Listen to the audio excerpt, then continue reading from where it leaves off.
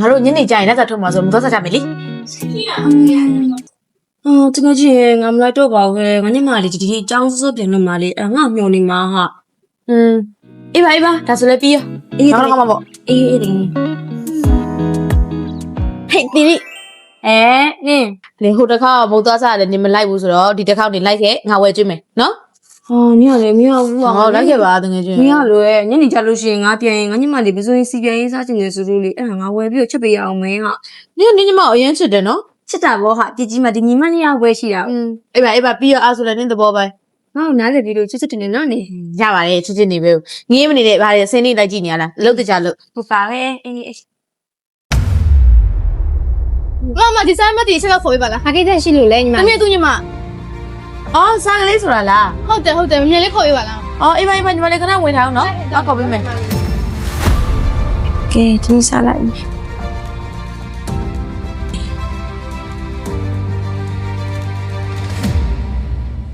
ဟဲ့တီရီမနင်းညီမရောက်နေတယ်ဘာဖြစ်လာလဲမသိပြပါတဲ့နဲ့ညီမကြည့်ရတာနင့်ကိုရှာနေတယ် ဟာလား ဟုတ်တယ် အေးအဲ့ဆိုငါသွားကြည့်လိုက်အောင်မ အေး လေး တော်တကယ်ကြီးအေးတကယ်ကြီး အော်မလာနေဟဲ့စားကလေးညီမလေးဘာဖြစ်လို့လဲအမလုပ်ကိုလာတာ ။ပတ်စံလို့လုပ်ပေးပါလား သုံးနေညီမလေးဘာလို့မလို့လဲသုံးနေရ ။ချွရှင်လာကတောင်းနေတို့ ချစ်ရှင်လားကအမချစ်လားမပေးလိုက်တာလေညီမလေးရေ ။ငါကြိုတောင်းနေတာနောက်လာအတွက် နောက်လာတော့အော်ဟိုလေးညီမလေးအဲ့ဆိုလို့ရှိရင်ဆရာမပြောလိုက်ပါလားမရှိလား15ရက်နေ့ကျရင်ပေးမယ် ။ လို့ ငါမရအောင်လေသူများရေပေးပြီးနေသမီးတော်လေးဖြစ်နေရမှာ။အမမျက်နှာကြီးအောင်လုပ်နေတာသမီးကို မဟုတ်ပါဘူးညီမလေးရေ